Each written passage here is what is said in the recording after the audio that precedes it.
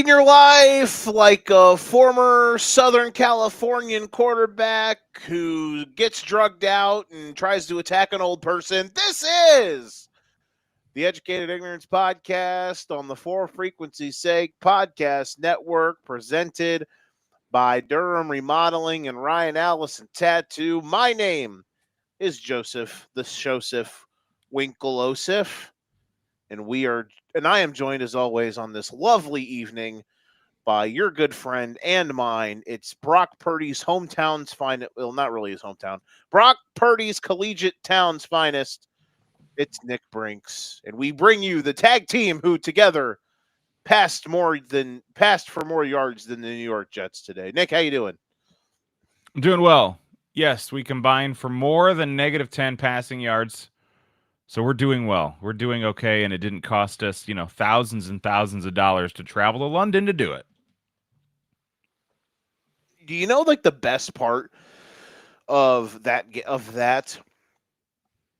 excuse me. Do you know like the funniest part about that game today is that the stat of the decade is like Justin Fields today was the first person to have negative passing yards and complete less than 9 passes since Justin Fields in his first ever start. Oof. Ay, caramba. Hey.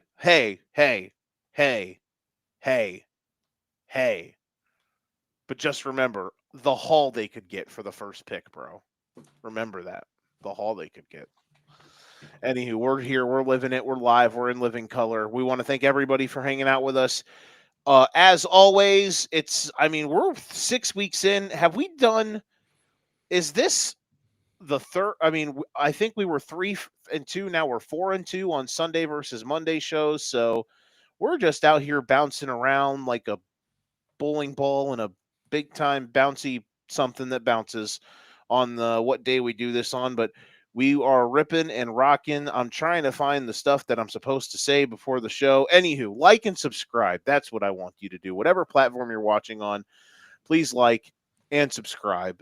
We really appreciate it. Also, go to our Substack, forfrequencysake.substack.com. We got so much great content on there. We've got a bunch of gambling write-ups, fantasy football statistics. We've got people we got our boys putting NASCAR bets out there. We've got a bunch of fantastic content. We're currently doing previews for the NBA.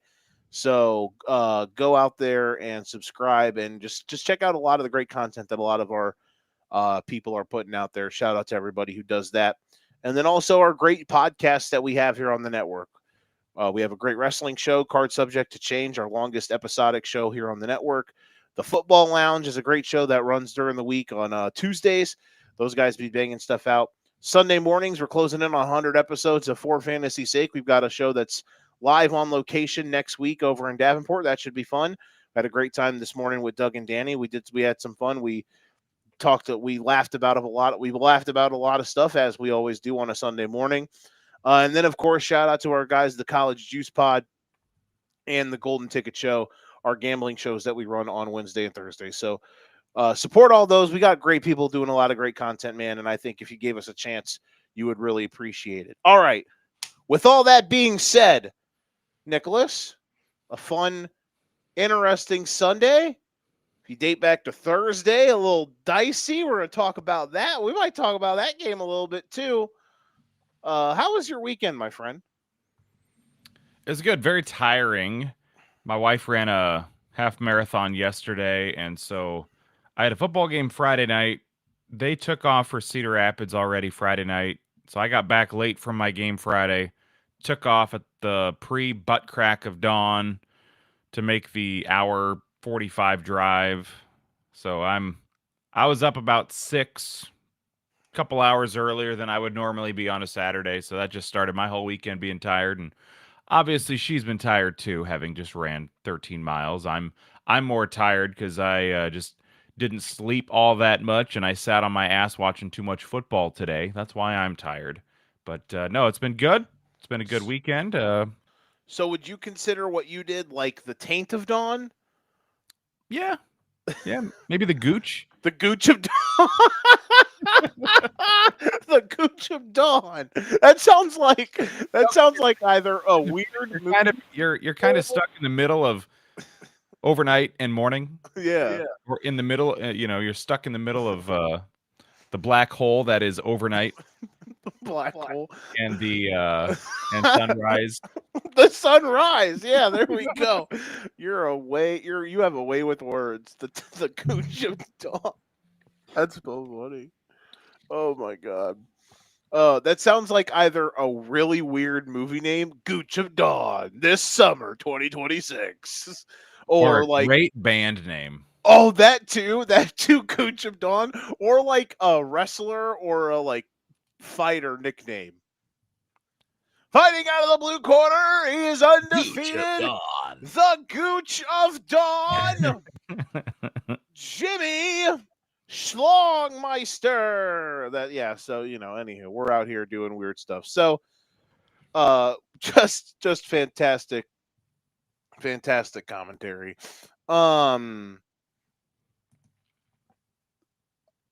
With all that being said, a half marathon though. Can we give a round of applause is in the chat for the wife of for Mrs. Nick Brinks. Holy camoli, a half marathon. I can't even run like a half a mile. Oh yeah, I would be in the back of an ambulance before I ran from goal line to goal line on the football field. Yeah, you can. As You can do 100 I've yards? said before, if you see me running, something bad is behind me. So are you like? Have you seen like the memes where people are running in hotel hallways, like away from the Michael Myers, just doing the walk, and they try to get on the elevator? I've not. Oh damn! It's like the Michael Myers challenge. Nice. So there you go. That would be you running away from the Michael Myers challenge. Sorry, I'm doing a little thing. All right, so let's get to business here before we have any more Gooch of Dawn references. We're gonna play, of course, as always. We've got Guess the Lines. Joe tries to get his get back. We're gonna play a fun game that Nick does not know about. Oh boy! We're gonna Surprise! play. So yeah, we'll have that. Can't wait. Gonna be a great surprise. It's simple enough to where I don't have to text Nick during the day. Nick, I come up with a lot of weird things, don't I? I hope none are too hard. They're usually never the Gooch of Dawn. No, that was you. That was all you. We're gonna put that on a T-shirt. DJ's gonna AI create the Gooch of Dawn. That's gonna be all your right. nickname. Which teams are stuck in purgatory, or as we like to call it, the Gooch of Dawn? Who's stuck in the Gooch of the NFL? Yeah, there. And why is it the Arizona Cardinals? Yeah, just a Grand Canyon of Gooch. That's what they are. It never ends, and it's very sweaty. But let's start first with the Sunday night Constantly game. being teabagged. Constantly, just so many bad moments. Let's start with the Sunday night game. Chiefs beat the Lions. Are the Chiefs back? Question mark. As much as I don't want to admit it, I feel better about saying that they are a good football team now than at any point in the last 365 days, probably. The offense has been a lot better. Mahomes is playing ridiculous. Last year, Mahomes was kind of mid, and the offense sucked, and they won a bunch of games that were stupid. The only thing annoying about tonight is they got like a few generational breaks when it came to some calls. I really hated the call that started the game, that the drive that the Lions got. There was a pass interference on Rock Ya-Sin that I don't think should have been called. It was overthrown, and Kelsey just like looked to the ref and shrugged, and they threw the flag. But other than that, the Chiefs were able to take advantage of the fact that the Lions are just really beat up in the back seven. Their secondary, like all of their corners are hurt, and Kirby Joseph is basically playing on probably some sort of knee injury, like a sprained ligament. One of the CLs he has is either torn or partially torn, and he's playing on one of them. And the Lions just couldn't capitalize enough on the offensive end. They were able to have some moments, but they had a couple tough, like they're up 10-6, and they had a really big moment to kind of, go up 2 scores and assert themselves. They have 4th down on the plus side of the field, and Amon-Ra St. Brown drops the ball. They're down 30-17 after they hold the Chiefs to 3, and they're kind of still alive if they want to get weird. And Jameson Williams drops the ball. So, like, some really tough moments for them. Doesn't mean I think anything less of the Lions. For the Chiefs, though, I thought their defense did play the best game they've played of maybe the season, other than the Giants game. But I did tell DJ I don't think that counts because Russell Wilson was the quarterback. So we're grading on a curve here. But for the Chiefs, considering 6 days ago after the Jags loss, I was we talked about how the top and the middle have come together, and the Chiefs don't lose games like that. And I was really worried coming into this game. I thought they could win because of some of the advantages they had in the Lions being injured, but I don't know. I thought this was a moment where, you all of a sudden look up to your 2-4 and you're starting to question yourself. For them to win this game, to play the way they did, and to still know that they've got probably their best offensive player that isn't Patrick Mahomes coming back next week, they got to feel pretty damn good. Lions week 1 were so bad. They're unrecognizable after the last 4 weeks. But tonight, for the Chiefs to win that game the way they did tonight, there were some calls that may or may not have been questionable that tipped the scales. That happens all the time. So not dwelling on those, but this is a really good Lions team. Week 1, we weren't sure. A lot of changes for the team, coaching staff. Packers caught them on a really bad day, but the last 4 weeks, I've said that they would be my highest rated team. They would be my number 1 team in the NFL. Well, maybe not so fast. Chiefs did what they had to do. They controlled Amon-Ra. He was quiet. They limited the passing game for the most part. The running backs weren't able to do a whole lot, really. They just pretty much had the whole offense pretty well subdued throughout the night, and then their offense was able to take advantage of injuries and things that the Lions are not at full strength. And I thought Travis Kelce had maybe his best game of a long time. I think he had a season high for yards. So maybe dipping into the fountain of youth a little bit tonight. Just an all-around good performance from KC. I picked the Lions to win this one, and that didn't happen. And I thought if the Chiefs were going to win it, it was going to be something late. You win by a field goal, or you win on a late drive, come from behind, 2-minute drill type deal. But no, they took the lead in the third quarter and never relinquished it. So good win for KC. Detroit lost to a good team. That'll happen. I don't think I'm overly concerned for Detroit. I don't know. They might be without a defensive back this week. We'll see. Yeah, Brian Branch, you might get suspended, bud. And they play Tampa Bay next week. Now everyone's going to say, the Lions haven't really beaten anybody. At least I hope that's probably what they're going to say. They do that in college football. No, they do that. I don't know. They do that. No one, you know what, Nick? No one ever beats anybody, bro. Did you know that? Indiana, here's how dumb football is. We're 15 minutes in and Joe's already yelling about something. We're going off topic. Buckle up. Indiana football yesterday. Do you know what they did, Nick? What did they do? They got the biggest win in their program's history, literally ever. The job that I wish you watched college football. This isn't me saying I'm mad at you for not watching college football. I just wish you watched college football. Fair enough. The job that Curt Cignetti has done at Indiana in the last year and a half to turn them into a literal dumpster fire they were literally ranked today in the AP poll 3rd. They are legitimately one of the best teams. If you can make the argument that the Indiana Hoosiers are the best college football team in America. They won their first game yesterday ever against a top 5 opponent on the road. They went to Oregon and beat them by 10. and the first fucking thing I see on Twitter is Oregon is now 2-14 against FBS opponents. It's like, God fucking damn it. Like, you can't just understand, like, people can't fathom in college football, especially when, like, the non-traditional brands are good now. Like, fucking crazy. It's maddening. I don't watch a ton of college football, but I've watched enough college football to know that Indiana is not a team that you're accustomed to hearing from. No.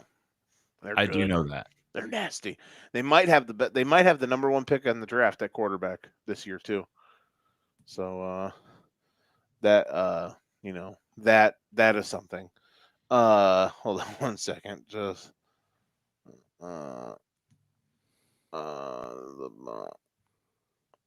sorry, DJ asked me something, so I want to reply to him. So no, you're right. Yeah, Brian Branch, watch out, bud. You might be suspended for next week when they play at home against the Bucks. Interesting. That's going to be a fun game next Monday night.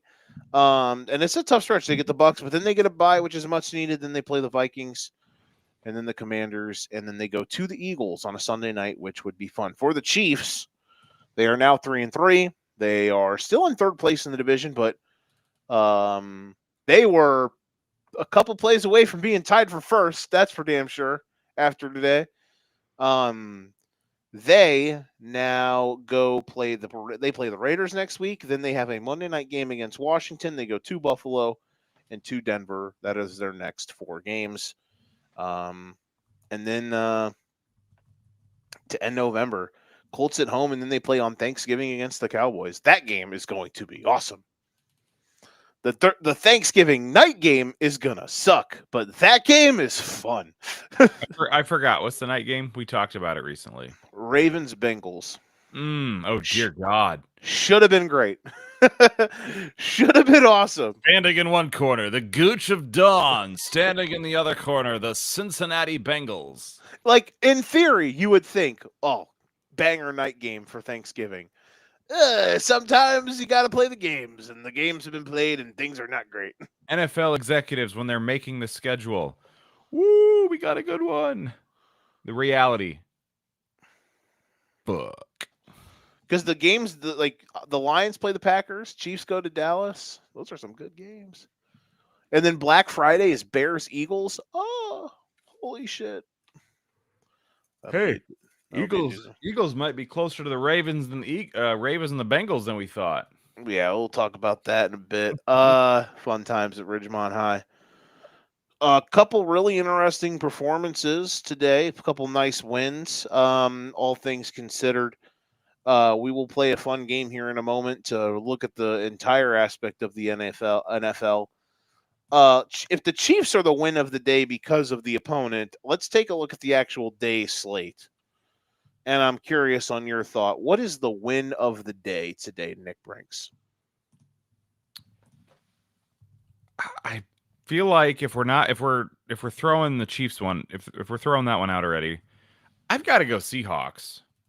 I mean, we just saw what the Jaguars did on Monday night with Kansas City. Seattle making literally about the longest possible road trip without leaving the country. Washington to Florida.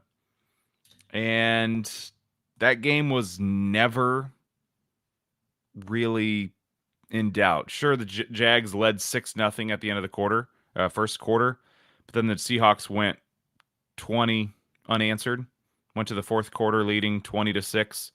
And the Jags scored in the fourth, but I never got the sense that game was close. And Darnold and JSN, they've got something special going on there. And so yeah, that's my win of the day. Seattle, after some tough some kind of heartbreaking or tough losses early, they get a big win here against a team that has shown to be pretty darn good this year. And for Jacksonville, not necessarily a trap game by any means, because they knew Seattle would be good, but a classic letdown spot potential coming into the week, knowing what you just did on Monday night with Kansas City. Yeah, after And literally their best uh, so you know what? regular season win in like God Yeah. knows how long. So for them to lay a dud today, I don't even think the Jags would be like, yeah, whatever. We won Monday night. We're Mhm. we're we're cool with that. We're 4-2. But yeah, Seattle, that was a what, 3-2 versus a 4-1. Now they're 4-2. Great win. That should be a nice little boost for Seattle. Yeah, Sam Darnold and Jackson Smith and Jigba. Do you want to say? Can you say Buddy Ball? He had the first 117 yards passing today. Went to Jackson Smith and Jigba. I was gonna say I didn't see the yardage, but I knew that Darnold was 5 for whatever, and Jigba had 5 catches. He was Jackson Smith and Jigba out of what? Out of like 7. If Chris Collinsworth was calling that game, it would have been, now here's the guy. Yeah, exactly. Here's the guy that he's throwing to. Um, dude, they're they're good, man, and their defense when it gets clicking, and they play. And they, listen, the Jags offense again. It's still got to kind of find a gear, but bro, they were without 3 starting DBs today. Two of their 2 top corners in Reek Woolen and Devin Witherspoon, and then they were missing another safety. Like, and they were able to still win this game. Very, very impressive. Very impressive win for Seattle, and they are cooking.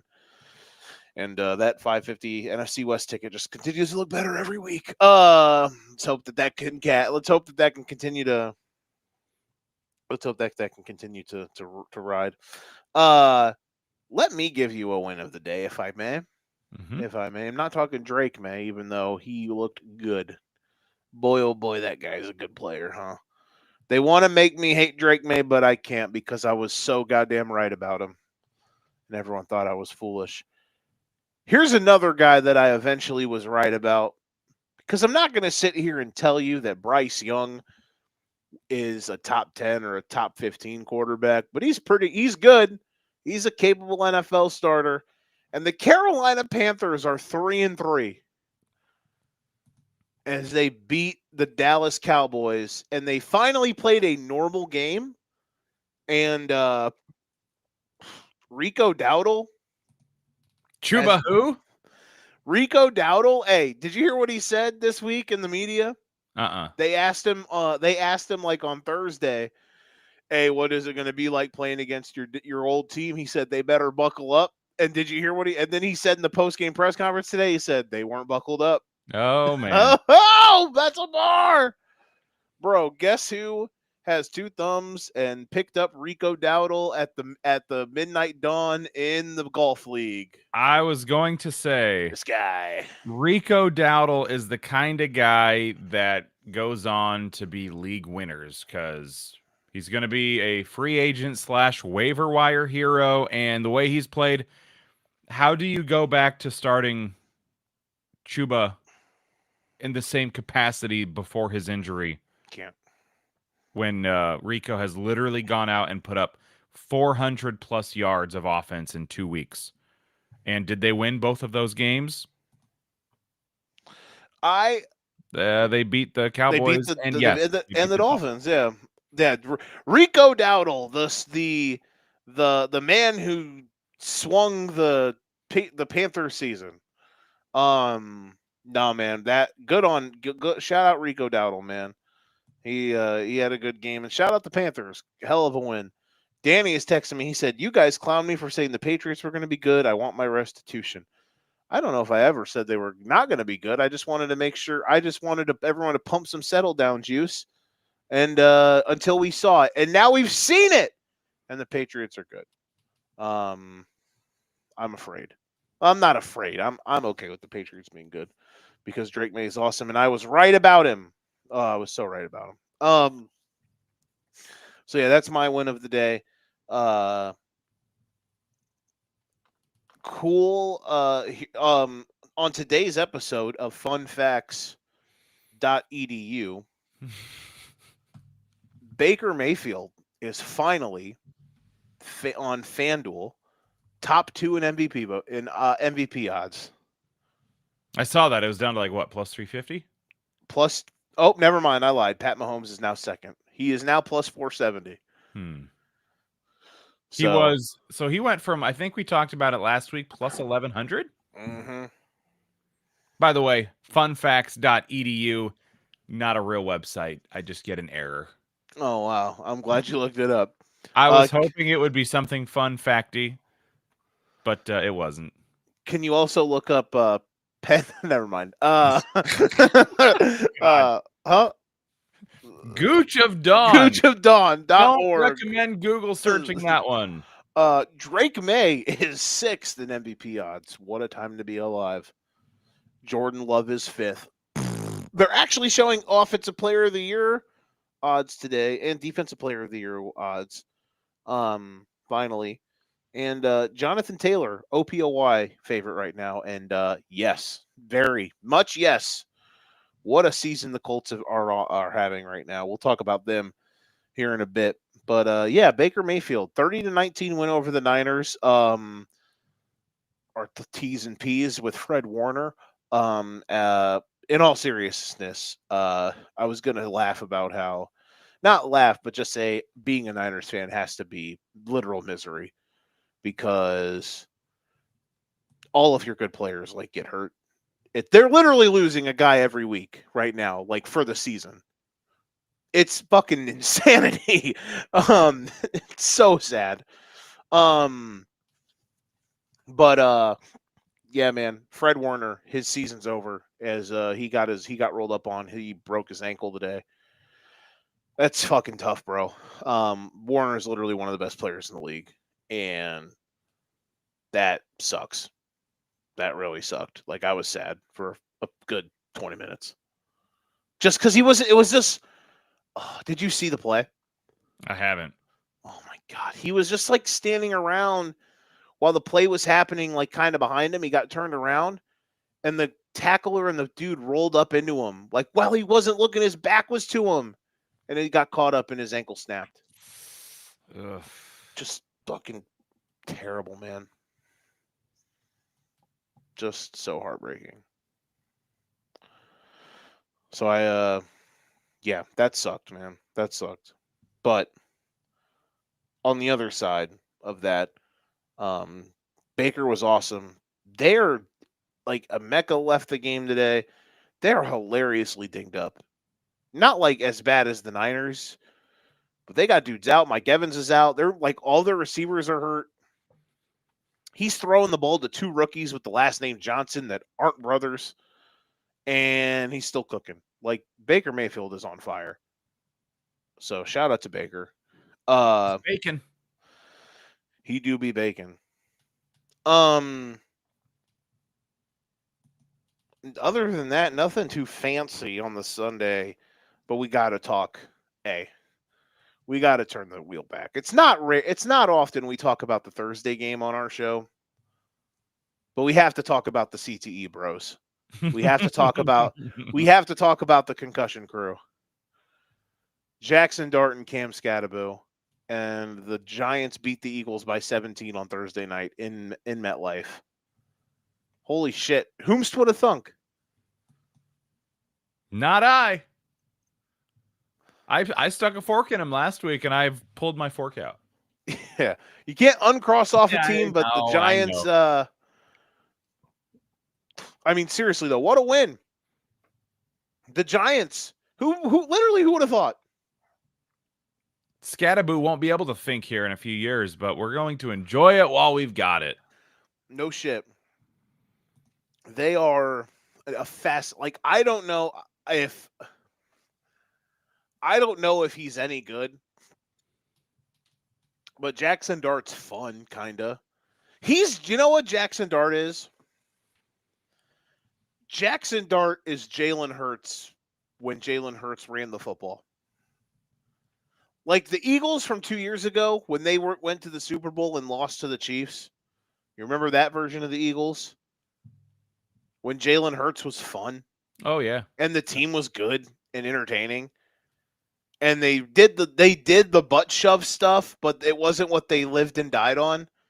They didn't run it, 4 plays in a row to get 3 yards. Fucking disastrous. Jalen Hurts would do a lot of that. It'd be a lot of games in the high 100s for passing yards, but that motherfucker would run around and be fun. And that's what Jackson Dart is right now. Jackson Dart's not a great thrower of the football. He really doesn't process shit. He hits that back foot and says, fuck it, I'm running.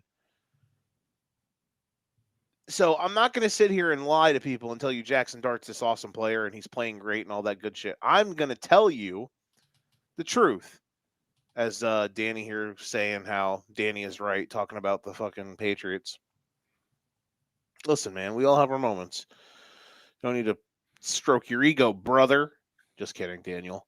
But listen, in all seriousness, like at the end of the day, at the end of the day, for this team, for the Giants, like it's good for their fans, and it's good for us people who have to fucking watch them a billion times in prime time that they're watchable, because they haven't been watchable in eons. Even the year they made the playoffs, they weren't really that watchable, but now they're watchable. So I had fun. I had fun Thursday watching them get that win. All right, I've got a game for you. Are you ready to play it? Let's play.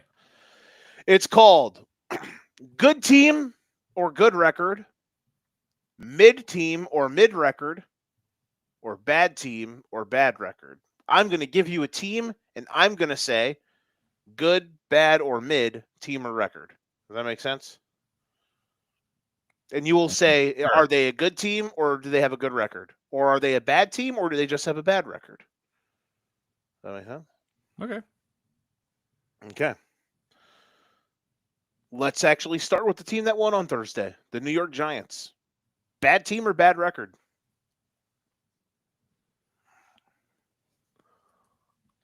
I got to go back and see how they lost their other games to refresh my memory. There's a line of demarcation after the Russ. Like you gotta judge them on the curve since Jackson Dart took over, because they are a different team. Yeah. So they lost to the Commanders, Cowboys, Chiefs, and then they've beaten, and then they lost to the Saints there. Yeah. I'd say bad record. I think they're playing above their record overall. But even when they were 0-2, 0-3, they came out. They looked really punchy against the Chiefs. Ended up losing by like 13. Giants Cowboys was a coin flip. I mean, nobody's defense was playing was doing anything. And a lot of that Chiefs loss had to do with the fact that Russell Wilson was literally a double agent. Yeah, he was abysmal. He played so bad that Russell Wilson played so bad against the Chiefs that he got benched literally a week after he had the greatest statistical game of his career. Yeah. That's how bad he was. And then it was so funny when he came in and played one play on Thursday night and he got booed because it was a terrible throw. I think it was deflected, so it wasn't his fault. But the optics and the timing and the boo birds were just poetic and hilarious. I felt bad for Russ. And it's so funny because Jackson Dart's going to go to – Jackson Dart plays like a crazy person. He's going to go to the injury tent once a game. So then Russ is going to come out and the fans are going to hate him. Yeah. It's so bad. But yeah, so I guess I'll stick with it. When they were 0-3, I refused to stick a fork in them because I thought there could be something there. And now they've won 2 of their last 3. So yeah, I think they're a decent team. Bad record. Did I do the game right? That you did. Jalen Hurts fell in love with butt stuff and don't want to run no more. That is a sentence. Hey, that's the Gooch of Dawn. We're gonna call it the Gooch of Dawn now. Instead of the butt, instead of the tush push. Yeah, no longer the tush push. It's the Gooch of Dawn. That's what they be reaching up in on Jalen when they be pushing him. His Gooch of Dawn. Then Danny yelling about my ego. Listen, are you trying to say, Danny, that I have an ego? I think you said something about his ego before. I did. I said he was stroking his ego, and he's like, my ego. Yeah. I know. Like, he's trying to say I have an ego. What are you trying to say there, Daniel? I think I agree with you. Let's flip the coin. We're having this talk. Philadelphia Eagles, good team or good record? And this is how you know the game is interesting, because we were talking about the bad team and we were talking glowingly. We're talking about the Eagles, who are 4-2 and defending Super Bowl champions, and I just asked good team, good record in a very bad way. So good team or good record, Philadelphia Eagles. Okay, so they're 4-2. Could have beaten the Broncos. They let that one get away. That's a fair point. They did beat the Bucks. That they did. They did come back and beat the Rams. That they did. They were down 26-7, and against the Chiefs, Travis Kelce was literally about to catch a touchdown until he dropped it and it got picked off. So their record has it has seen some things. It's been around. Their record has a very vicarious nightlife. Week 1 with the Cowboys could have won that game. I'm now realizing that literally all of their games have been, and all of their wins came by one possession. They beat Cowboys by 4, Chiefs by 3, Rams by a touchdown that really they had no business winning. Rams somehow let that one get away. Beat the Bucks by 6. So you know that scene from Step Brothers when they're in the office and they're doing the interviews, and yeah, it's kind of fucked up now. Mm-hmm. I use that one at least once every month. Mm-hmm. I'm starting to get that sense in the Eagles here. Yeah. Even though they were 4-0, they've lost 2 in a row. Different fashion. I'll say a good record. They've got a better record than their team is. I agree with you. They are a good record. I'm not sold.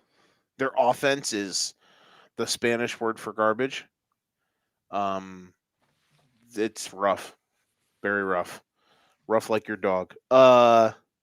Moving on.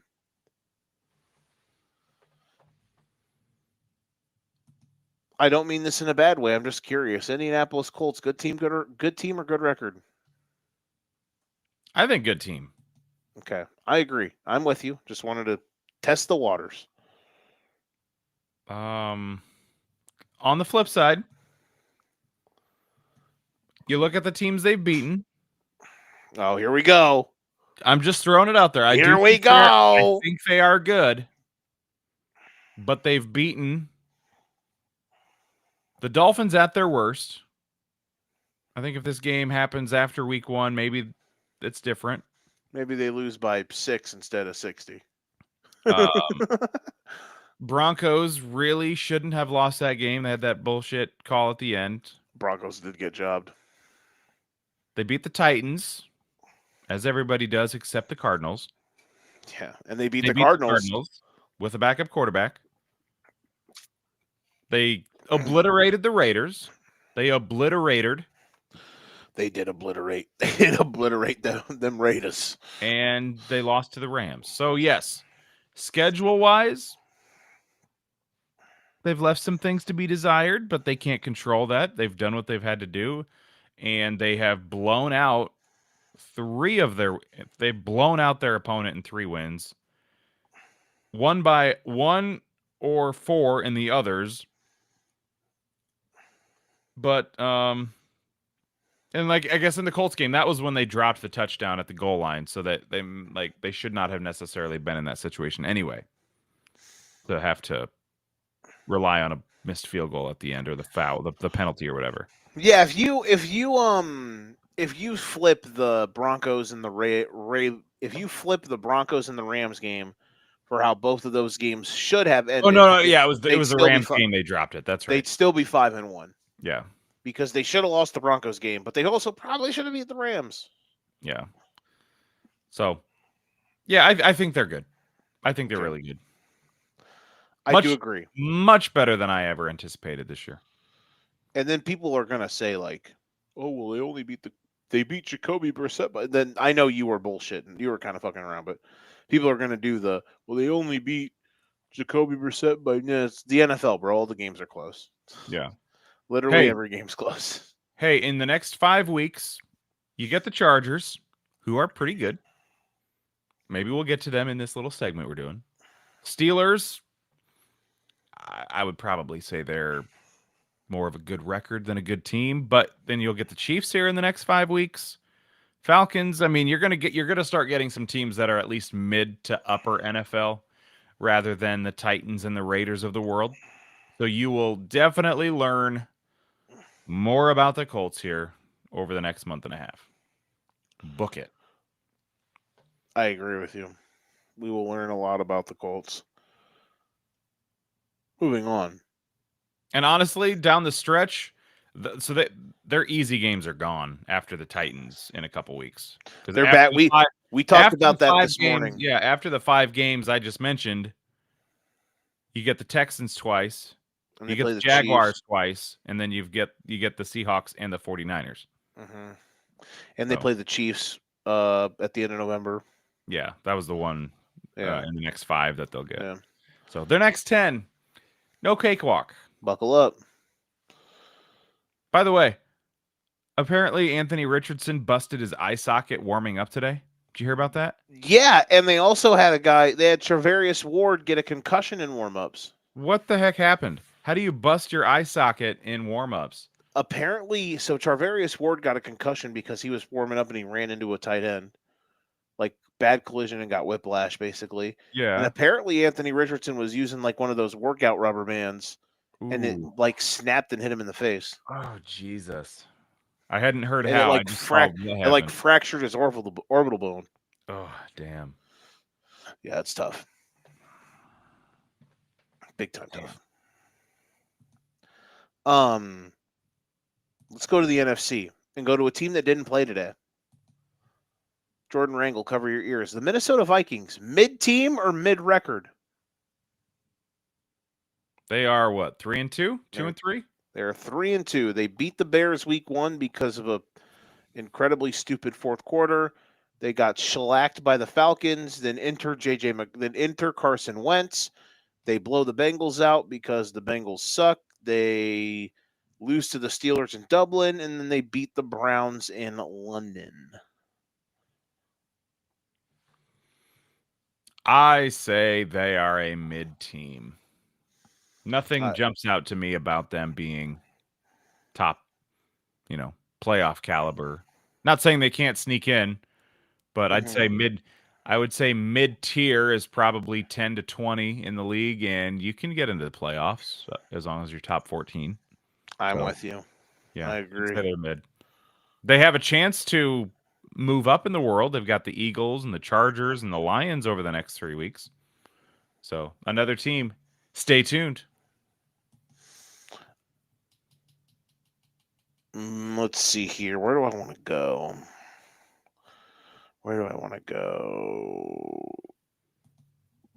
The Baltimore Ravens today. No, I'm just kidding. Like, we know they're like, Baltimore Ravens, bad team or bad record? Banged up team. Yeah. Way more punchy with the Rams today than I thought they would be. Yeah, it was 3-3 for the longest time, and then Rams scored 2 touchdowns in the third and pretty much I put the think game there in chokehold. Was there a fumble or something in there too? Yeah. Game was a little weird.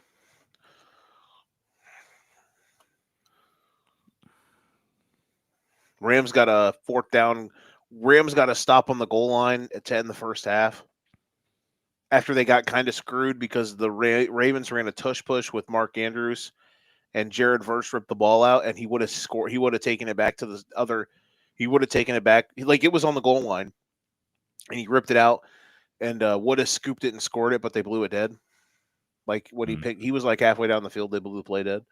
Oof. And next play, they handed it to Derrick Henry, and Jared Verse said, "Ball don't lie, bitch," and he stuffed him. So what?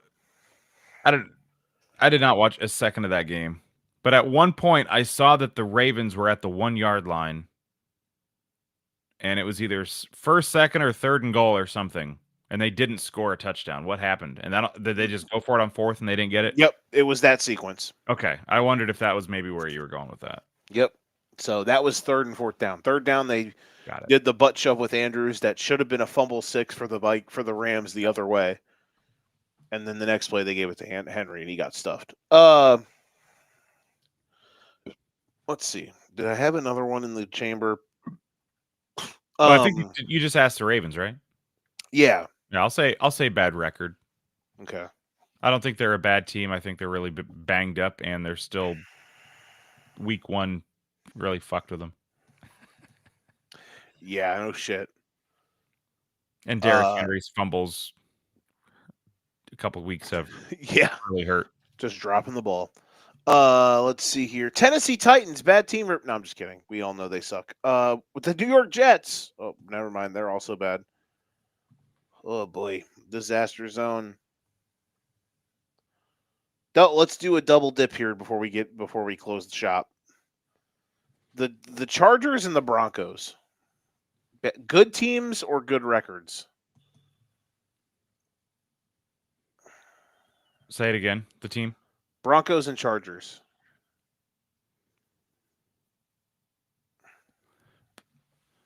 I will begin by saying this. The only team that was happy about how badly the Jets played today was the Broncos because they played very poorly as well.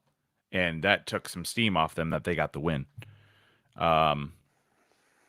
But I would say Chargers for me for sure are a good team. Do you know what the Broncos offense reminded me of today? It was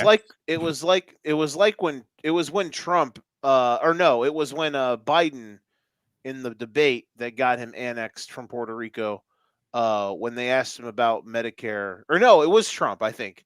It was Trump who said this, and he said, "We've got concepts of a plan about Medicare or whatever."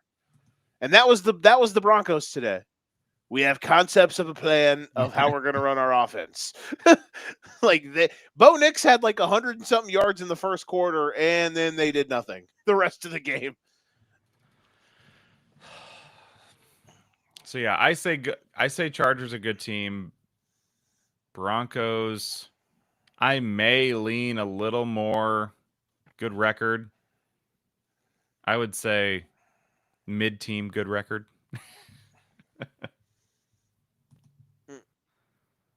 If I can. I also just realized that I got the wrong debate. That was when he had the debate with Harris. I forgot about that. Right? Wasn't that with that one? I got the debates mixed up. It was a concept. Remember, he was like, "We've got concepts of a plan." I think that was Kamala. Yeah, that one. That one. The Biden one, the Medicare joke was like, they said something about we killed Medicare, and Trump. Yeah, yeah, you did. That's what it was. Presidential debates. What a time to be alive. Shout out to the politicians for being political. I think I agree with you. The Chargers are weird, man. They tried to choke today, and then Justin Herbert put the cape on and saved them. Lad McConkey, welcome back to the Island of Relevancy. Nice to know you still exist. On my bench. Don't think I started him in the league that I have him. It'd be like that a lot. More times than you want it to be. It'd be like that. So yeah, that was good team, mid team, bad team, good record, bad record, mid record. All right. But thankfully, I just had to double check. It's like that whole call the ambulance, but not for me. I benched him, but I still won, so I'm okay. Aha. I said the Mark Sanchez situation. I don't think I ever told you about this. Okay. Joke that I made. So you obviously have heard and read about that, right? Yeah. I said that. So you know how they first just said that he was stabbed in the hospital, and then they came out and said he got arrested. Yeah. I was like, that was the call the ambulance, but not for me meme come to life. Yeah. Plot twist. Mark Sanchez has been stabbed and is in critical condition, but he's arrested.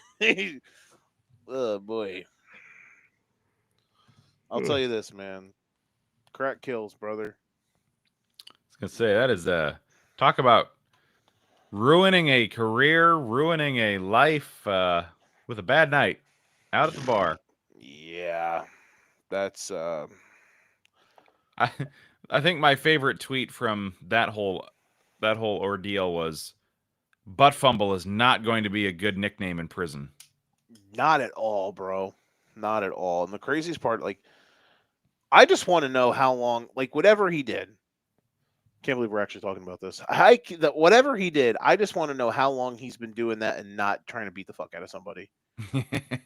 Because it wasn't just a random night out where he got drunk, folks. If you think that was just a night on the town where Mark Sanchez had a couple too many brewskis, brother, I've got beachfront property in fucking next door to Nick to sell you in Ames, buddy. I've got a fucking ski resort in fucking Montana. Well, it snows there. I got a ski resort. Yeah, I got a ski resort you can build in Phoenix, Arizona. That we can sell to the public.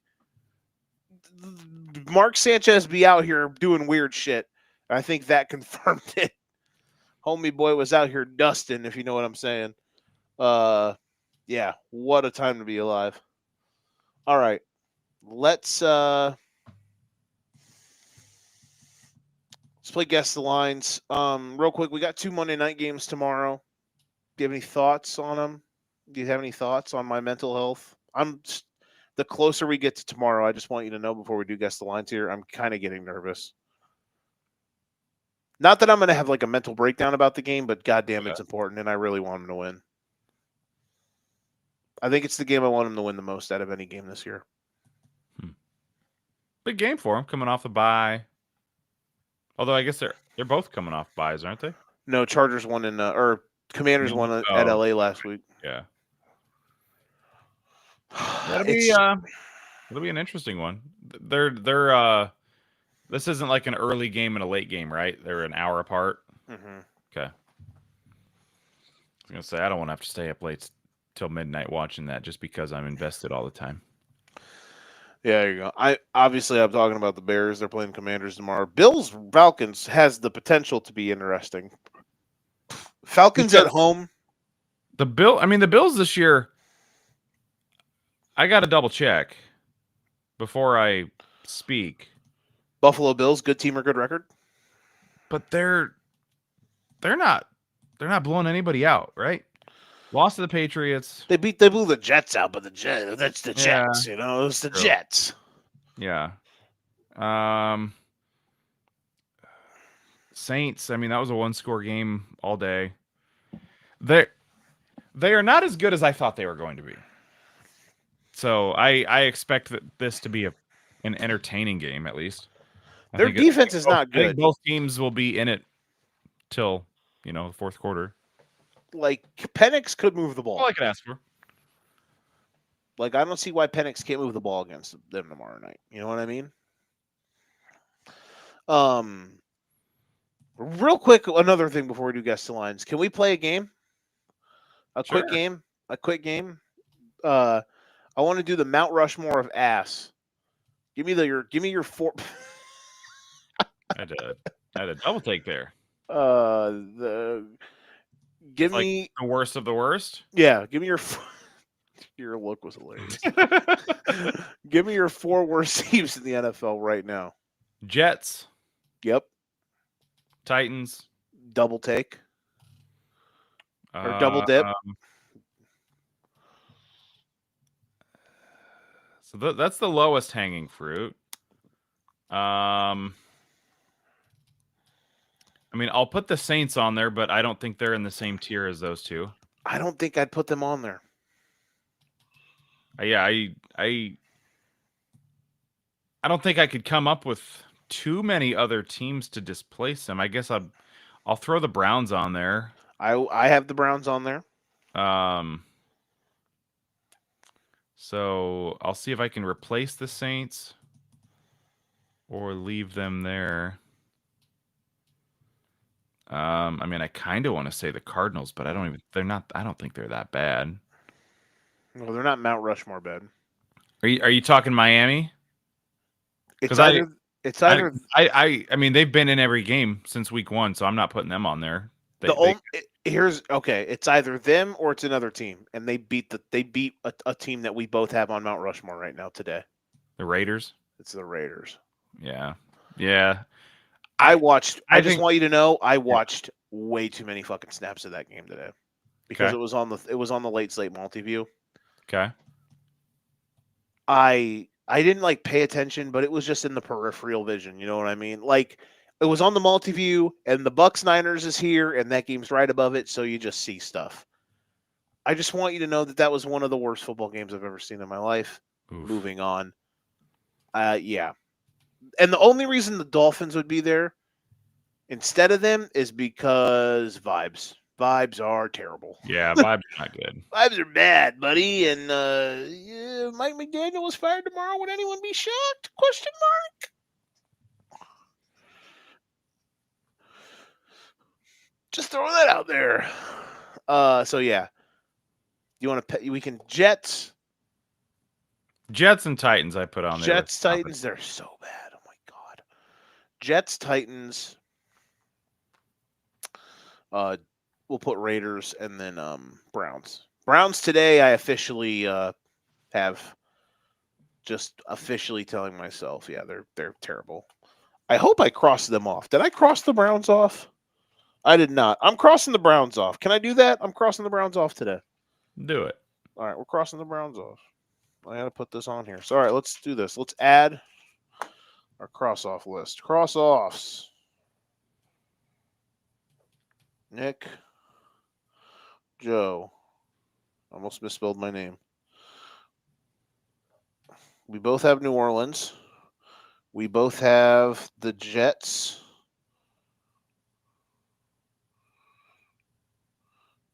We both have the Titans.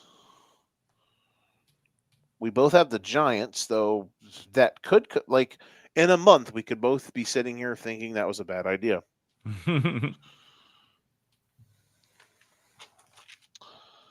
Let's see here. What other ones do we both have? We both have the Raiders. The Raiders. Then you have Cincinnati and Arizona. And I had coming into today Miami. I am adding Cleveland to the list of cross-offs. I'm officially done with them today. Dylan Gabriel averaged a whopping 4.4 or 4.2 yards per attempt today. He threw 52 times and for only 211 yards. Fun. Are you adding anybody? Yeah, I know. Are you adding anybody to the list? Did I have the Browns yet? You did not. Okay. Yeah, I feel safe throwing them on. Okay. Otherwise, And so, yeah, Arizona. And do you want to add Miami? You going to hold out another week? Yeah, I'm holding out. Look at you. You're so faithful.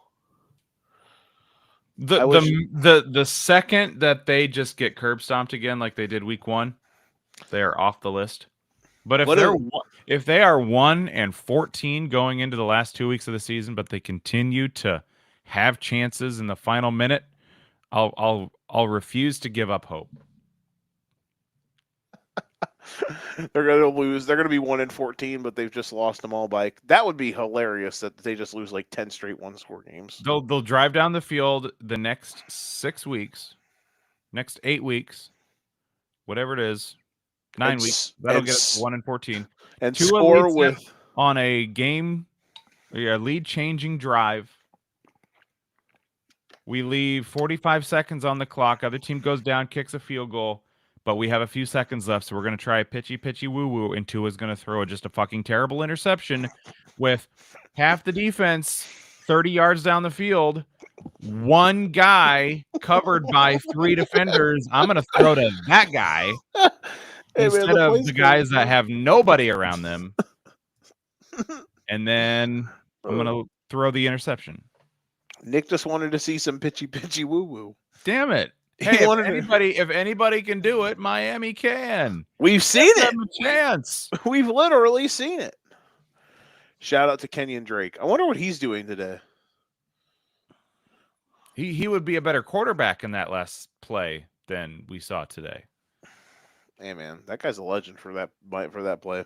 Hell yeah. Did you fall? We obviously didn't know each other then, but when the Miami Miracle happened, and I know the Dolphins were shitty, but not shitty. I was actually watching that with a Patriots fan too, so that was. Oh my god, that was very interesting. Did you fall out of your chair? I don't remember exactly, but I think just a lot of cuss words like "holy shit, no fucking way, you've got to be fucking kidding me, no way," that kind of stuff. Shout out Rob Gronkowski. All right, let's play Guess the Lines. You lead by a number.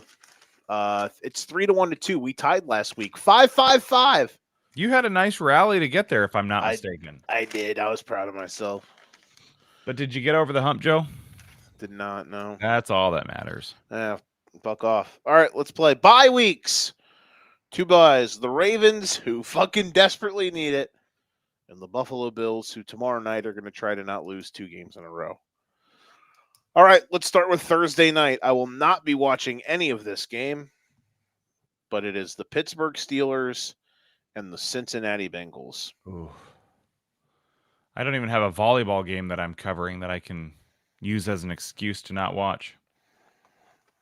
Nightmare fuel. Oh, I'm sure I'll be watching. You'll bet something ignorant. I'll find something. Let's get it. By the way, we haven't done this yet. Let me give you my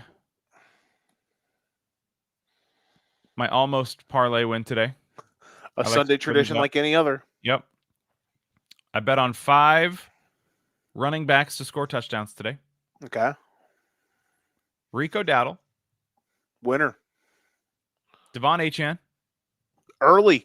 Cash that one in the second drive. Very early. Jonathan Taylor. Very late, but he got there. Yeah. At this point, the parlay's already busted, but Ashton Genty, he scores. He did. Good bounce backs. Javonte Williams. Oof. Let me down. I said today that he was going to score. I said today on the show he was going to be RB1.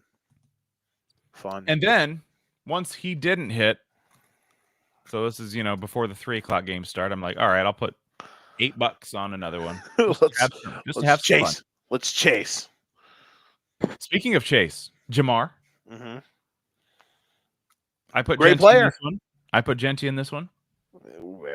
Point proven. And then Emeka Egbuka. Oh. Granted, this one wasn't as bad because I also had Jahmyr Gibbs, and he did not sniff the end zone.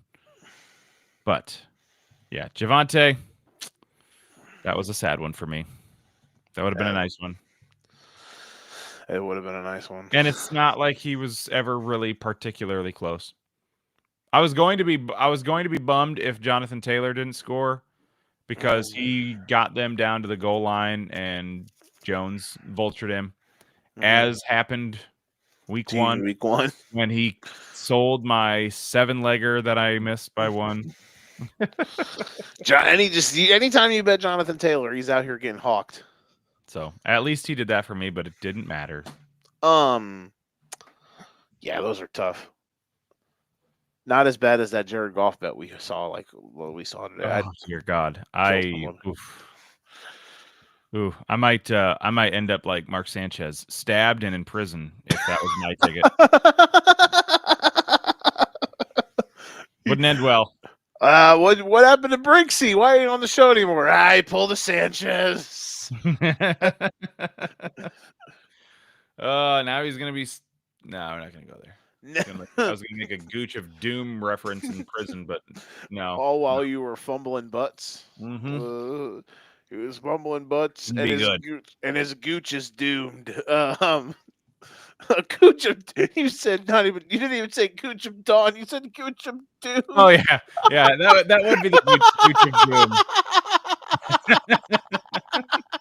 Gooch of Dawn. Goodbye. Hello, Gooch of Doom. Your Gooch is gonna be doomed. Oh my God. Okay, Thursday night you're gonna cook up a Pat Freiermuth and whoever the fuck the Bengals have at tight end parlay. Imagine drafting Chase Brown in fantasy football, bro. Oh yeah, I in one league I went with him and Jamar Chase, and that hasn't panned out so well. At least Jamar Chase is he's good in garbage time, which for the Bengals begins in the first quarter. That's okay though. Yeah, no shit. If it weren't for Jamar Chase and Brian Thomas Jr. today, one of my leagues, and Eddie Pinheiro, my league of record, which I'm not even going to call it that anymore because the leagues, I'm terrible. I'm about to be 1-5. I think I'm in a tank. I want the toilet bowl. I want to wear the toilet bowl at our draft next year. Here's a league that I'm actually good in. I'm 4-1, Nick, in this league. Are you prepared to hear the scores? Sure. Are you prepared to hear the players I had on this team today? And this is a league I am 4-1 in. And there are two teams 5-0. I am 4-1. Here is the team today. Travis Etienne, 6 points. Tony Pollard, 5 points. Granted, he's had mostly duds this year, I feel like. But yeah, go ahead. Yeah, he hasn't had great moments.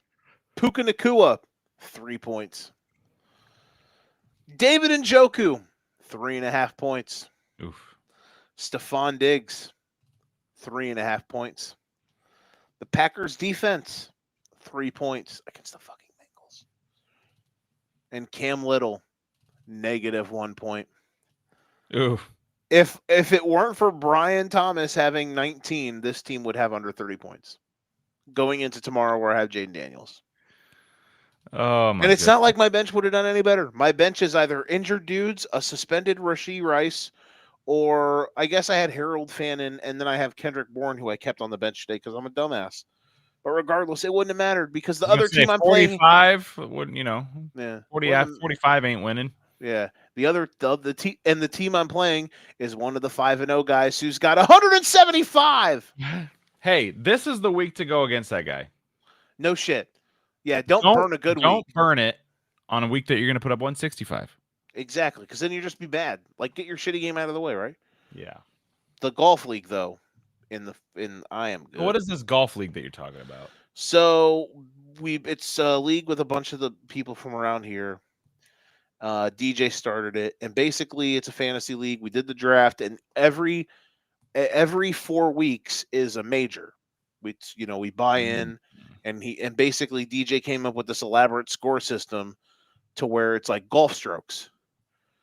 So like you win your round, or you have the most points at the end of the week. That's like a birdie. You have a player on your roster with less than 5 points, it's a bogey. Stuff like that. If you have a guy with over 30 points, it's a birdie. And your boy's got 2 people with 30 plus points this week. However, I do have somebody with 1 point, so that's not good. And I'm going to be the highest scoring team because your boy put up $150 this week. So yeah, just those types of things, So it's fun. I'm 4-1. I finished tied for second in the first major, and I am second after the first round of the second major, and I'm probably going to be near the front still. Could be leading after this week. So fun times. So it's the one league that this year I'm actually really good in. Anywho, Steelers Bengals on Thursday night in Cincinnati. Steelers.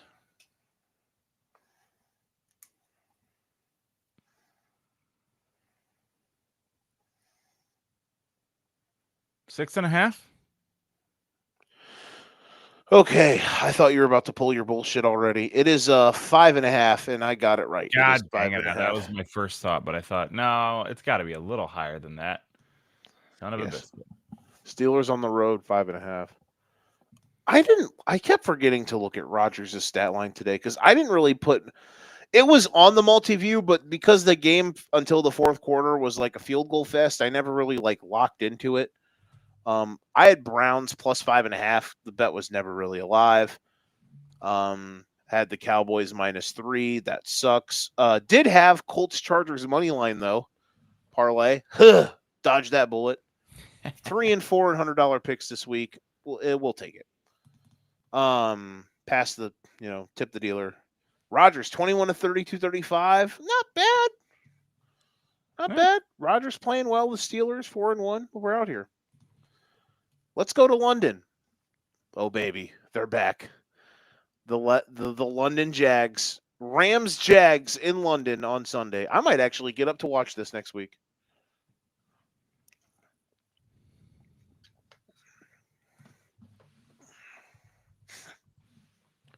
Puka Nacua might not make the trip to London. Not saying that's what was not his saying injury that's today? affecting the line. Apparently, he has an injury with his ankle.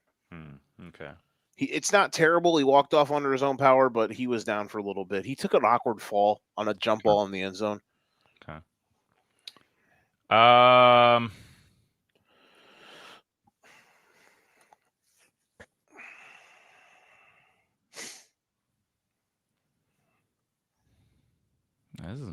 This is a tough one. I'm gonna go Rams 1.5. I got this one. It is Rams by. I said 3.5, and it is Rams by 3. Okay. You went Tic Tac Zone. Okay. Good start. I'm gonna have to run you down this week. Let's try to run away with this one. Probably won't though. Sunday S tier. It is the Colts and the Chargers. The late slate next week is really good. The early slate, meh, but the late slate really good. 4 games that are very fun. And it's one of them is this. Chargers at home against the Colts.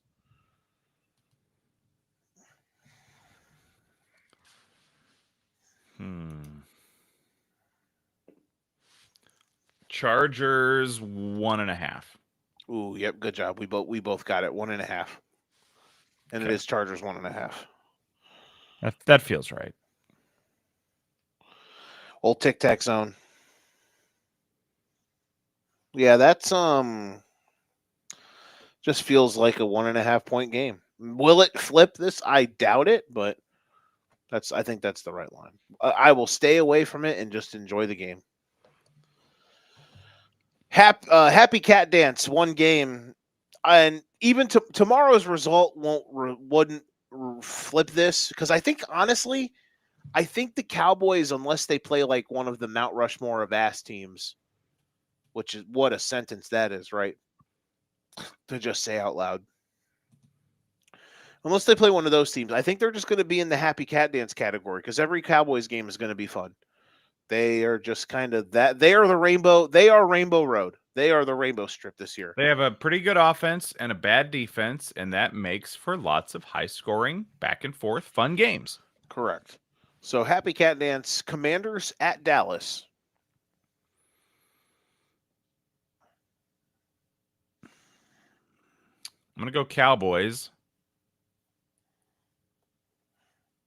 2.5. Well, you got the number right, but you got the team wrong. It is Washington minus 2.5. And I said Washington minus 1.5. Okay. I thought they'd maybe say, okay, yeah. I think I'm just going to get steamrolled this week.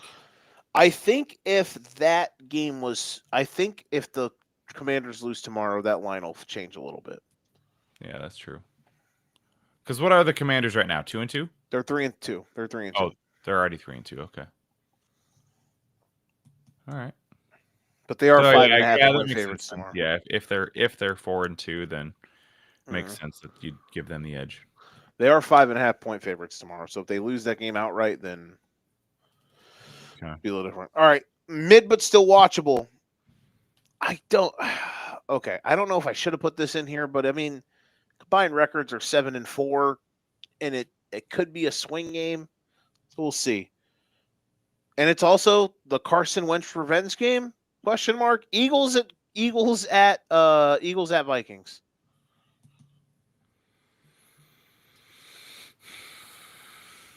Eagles.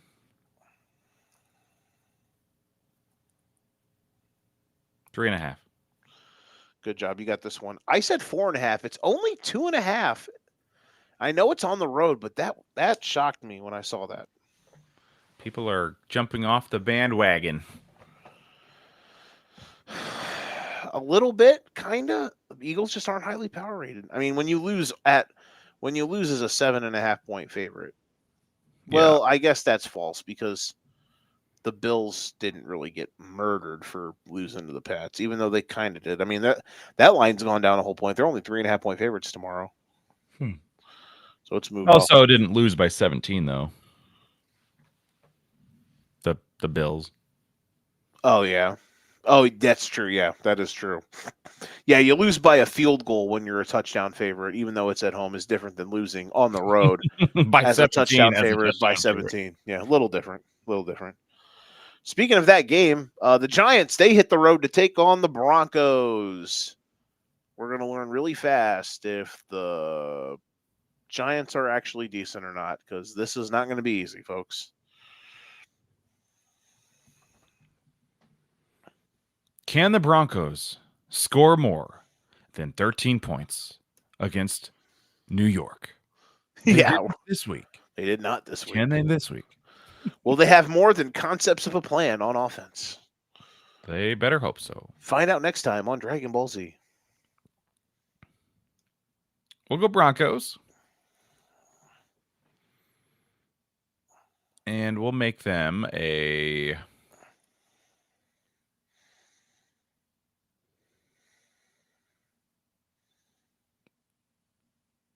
4.5. Wow. I am shocked. I got this. I said 7.5, and it is Denver -7.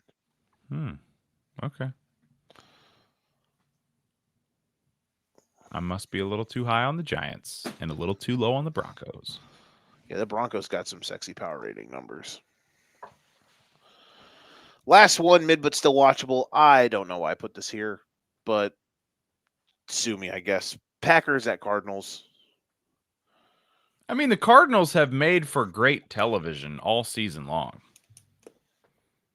I mean, when you think about it, their last few games today with Jacoby Brissett, they were in it. It was a good game. Cardinals, Titans, shouldn't have lost and should have been up 28-6, but you lost 22-21, and that game had some crazy shit going on. Yeah. They lost to the Seahawks by 3. They beat the 49, or they lost to the 49ers by 1, and they beat the Panthers by 5 and let them come back. So, I mean, they don't blow anybody out. And they if they don't would get have blown out, actually look at that. Every single game has been a possession or less. Winning by 7 week 1 was their biggest margin of victory or defeat all season long. So they're going to be in there. This spread literally cannot be any higher than 7 because it's going to be a touchdown game or less. Yeah, no shit. And and if they wouldn't have fucked last week, they'd be 3-3, and we'd be thinking a little bit differently, even if Kyler didn't play. Danny, what a question here. Is it unethical to tell a coworker I hate to bet Raiders, Titans, Jets moneyline parlay? It'd be funny. It would be hilarious. But I'm going to take Packers.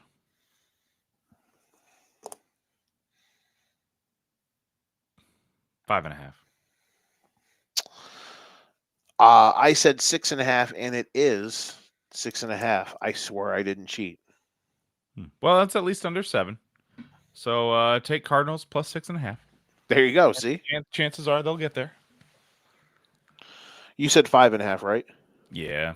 You said Vegas zone. Okay. All right. 1, 2, 3, 4, 5 to 1-1. We're out here right now. Oof. Let's see how bad I fuck this up. I can only hope. Jurassic Park poop meme. Movie Jurassic Park. They're out in a big field. Dinosaur takes a big shit. Jeff Goldblum turns around and says that's a big pile of shit. That's what Jurassic Park poop meme means. First off, New Orleans and Chicago. This game could make the mid but still watchable category, but the Saints are 1-5, and sometimes you just got to respect the number.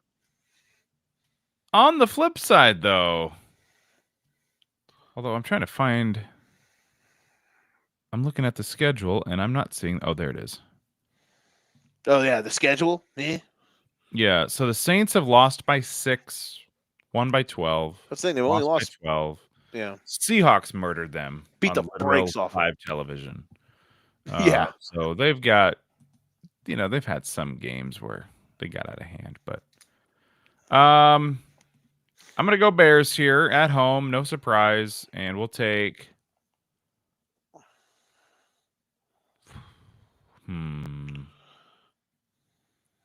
Gonna go 4.5. There you go. You're back. It is 4.5. I said 5.5. That was my alternate guess.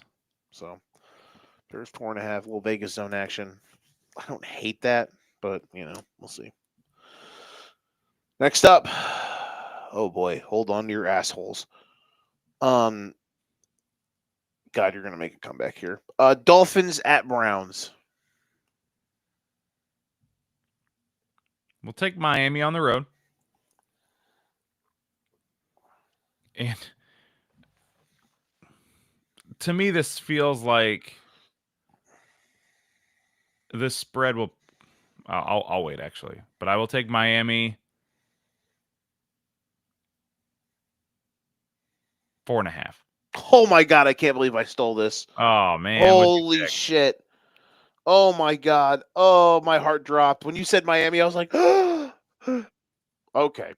Are you ready? Are the Browns favored? Are you ready? Oh my Jesus fuck! I said Miami 2.5. The Cleveland Browns are favored by 2.5 points.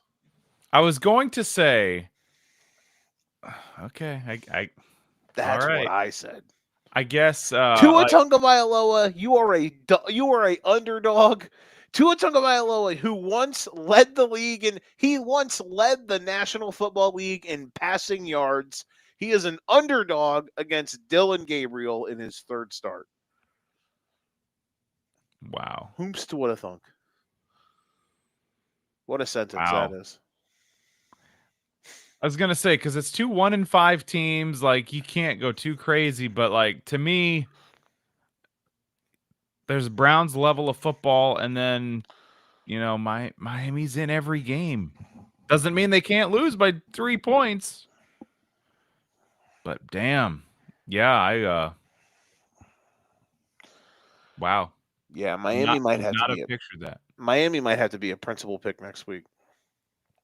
Yeah. I mean, who the fuck should listen? We both support the Dolphins to some degree. You more than I do these days.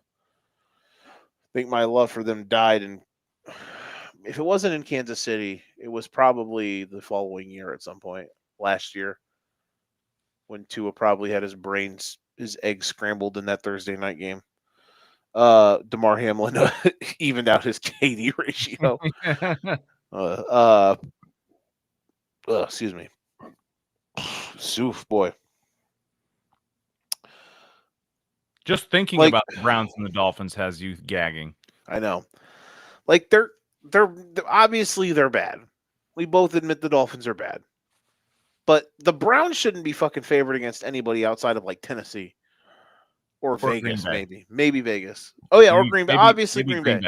But not anymore because Joe Flacco's on the Bengals. Yeah, crazy times. Unbelievable. Next up.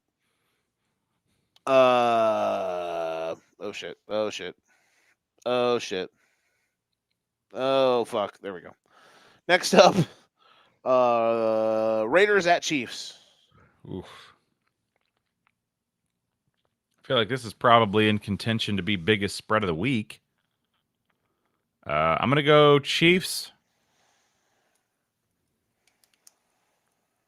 8.5. Wow. Unbelievable. I might actually pull this off. I said 11.5. It is 10.5. Damn. I'm just off my game tonight. I need to do guest the lines while we're on here talking to DJ every week before the pre-show or during the pre-show. No, I don't think so. Go back to what you were doing before. I do them usually before the Sunday night game. Bang them out. Damn. I was just fucking spitting them. Maybe I think too much of them. All right, next up. Okay. I accidentally saw this one on Twitter, so I'm giving you this one for free. But I just need to know your guess. It is Carolina at the Jets. And again, this point is yours for free. I put void because I saw the bet. I saw the line. I'm going to take Carolina.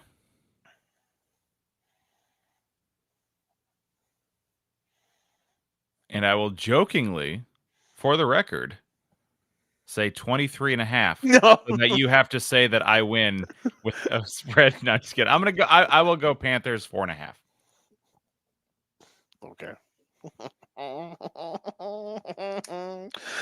Oh, hold on. Did you hear that? Oh, let's crack our knuckles. Oh, boy. The New York Jets are favored at home next week by a point and a half. What the fuck? That's what I said. Okay, I'm signing up right now for the Panthers Dolphins money line. Right? It's so easy. It's literally right there. So now Justin Fields is going to throw for 350 yards, no sacks.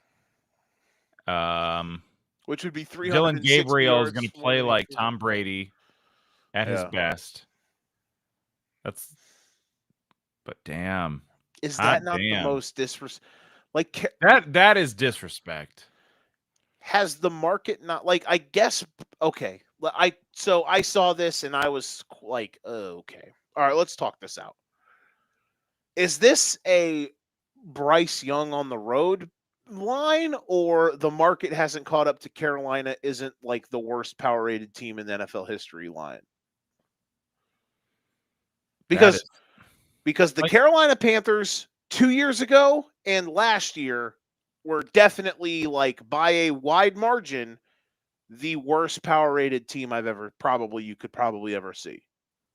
Yeah. At least until Bryce started playing better in the late stages of the season. But they're 3-3 versus an 0-6 that literally just had negative passing yards. I know. You cannot tell me that you couldn't give the Panthers a bone here and set it at 1.5 Panthers. Yeah, even on the road. Putting this 1.5 Jets is jeez, that is something. How? This will be a good week to use Panthers in survivors. That's bold, but sometimes you got to burn one. You got to burn one if you're still in it. If they were at home, I'd definitely think about it. Yeah, that's true. But hey, Panthers never blow it for you in a survivor. I learned that when I picked Miami against the Panthers. No, never. Never. Foolproof. It'll never work against you.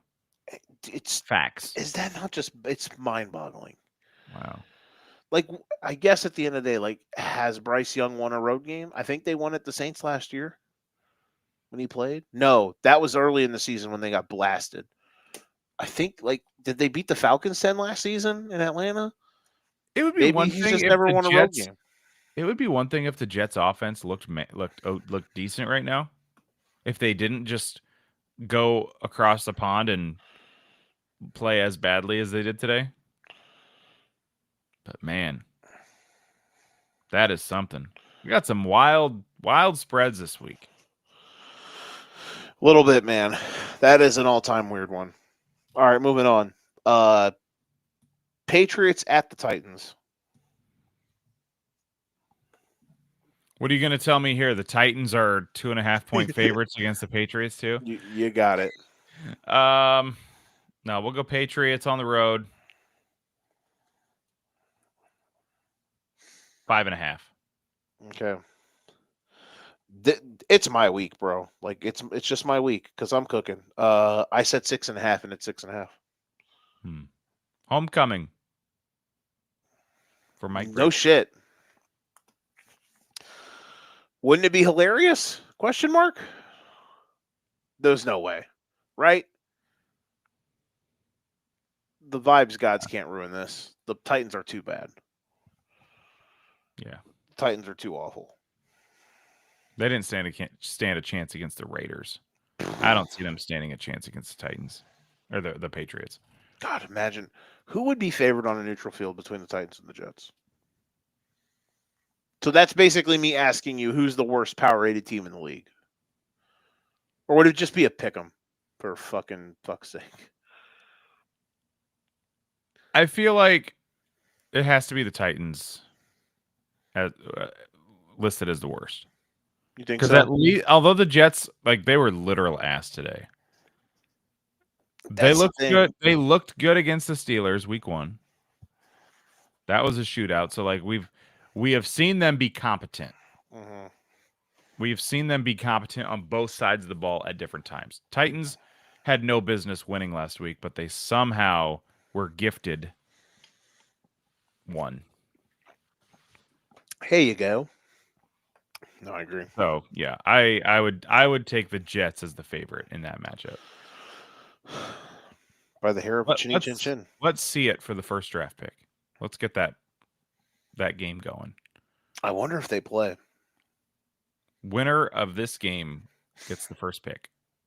It would be. I'm curious. I'm looking at the Jets schedule right now. Oh, they don't play. Damn. I would have if they would have played like in week 14, I would have I'd solo big screen it. Because I'm disgusting. Because I'm nasty. I'm a freaky frog. That's why. Sorry. Sunday night. This game could be interesting. Our All-Niners game is going to be fun because they don't have enough good players to. They're like the opposite of the Ravens. Like they're fielding a CFL team, but they're good because they're well coached. That's a John, and their quarterback isn't one of the people who's hurt. That's a John Harbaugh's bad at his job statement. Falcons at the 49ers. Whoops, I said that out loud. Falcons at 49ers next Sunday. That's a long trip for the Falcons to make. I'm going to go 49ers. 4.5. It's his week. He's on fire. I said 3.5. It's 5. It's Niners -3. Okay. I'm going to be in the outright lead after this. Holy shit. Oh. This is pure embarrassment. My heart. I can't believe this. It's been eons since we've been here. Monday night next week, doubleheader, and this is a staggered one. This is 6 and 9 Central Time starts. So buckle up, folks. First one, and they're both really good games. First one, Bucks at Lions. Oh, baby. I mean, this might be the game of the week if you look at everything. Easily. Yeah, without question. Lions at home, a little desperate after losing tonight. Both teams are pretty injured.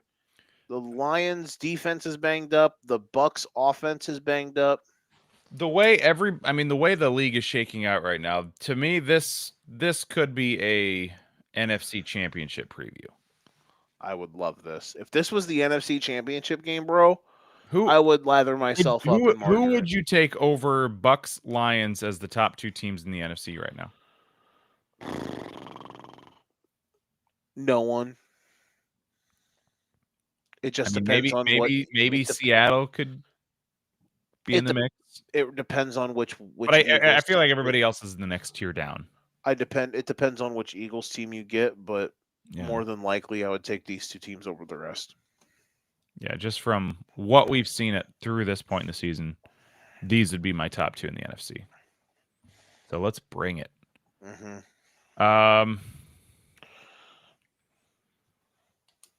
Lions looking to bounce back at home. Might power rate them ever so slightly just because they've been here, done that a little bit recently. Let's go Lions 3.5. Okay, you got this one. I only said 2.5. This line shocked me a little bit, and maybe it's due to the fact that Tampa Bay is just really hurt. It's Lions 5.5. Wow. Okay. But I'll take it. Now, here's what I guess I understand this. The Bucks are 5-1, but before today they did win 4 games in late fashion. Their DVOA was fucking DVOA is a stupid stat, but their DVOA was bad. So I kind of get it. At a power rating scale, the Bucks are a little lower, so I understood it. But and the Lions, look, the Lions lost by 13 in a game where they were underdogs on the road. Like, they're not going to move their power rating that much off of it, so I understand. Next, final one. Houston at Seattle.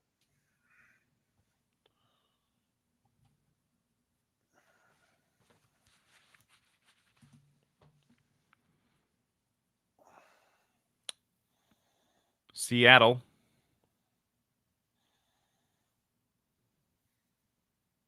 Six and a half. Whoa. Interesting. I said Seattle 3.5. It is Seattle 3. What? If the Lions are a 5.5 point favorite at home to the Bucks, how are the Seahawks a smaller favorite to the Texans? I'm just not on my game today, Joe. Like, I'd give you at least 4.5 or 5.5 if it's not 6.5, but yeah, 3?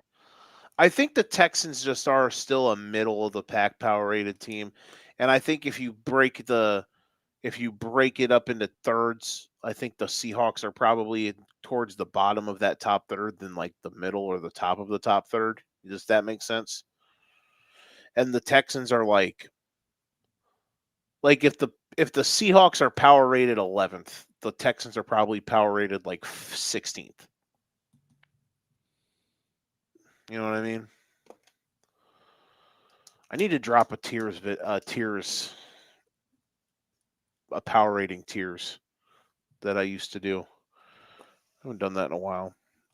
I said today on the Sunday show, I said the Elite Eight is kind of like half resume, half power ratings. I think I'm going to have the Bucks number 1 tomorrow or after tomorrow night. Ooh. Lions, I had at 1. They lose. I think I'm going to have the Bucks at 1. I mean, the Bucks are what, 5-1? Bucks are 5-1. Tied for the best record in the league. Do I dare put the Chiefs at 2? I don't think you can. What, 3-3? I know. I mean, maybe 5. I think I had him 6 last week. Because I couldn't get myself to put him over like Philadelphia and the Chargers, but Philly's getting the fuck out. I'm done with them.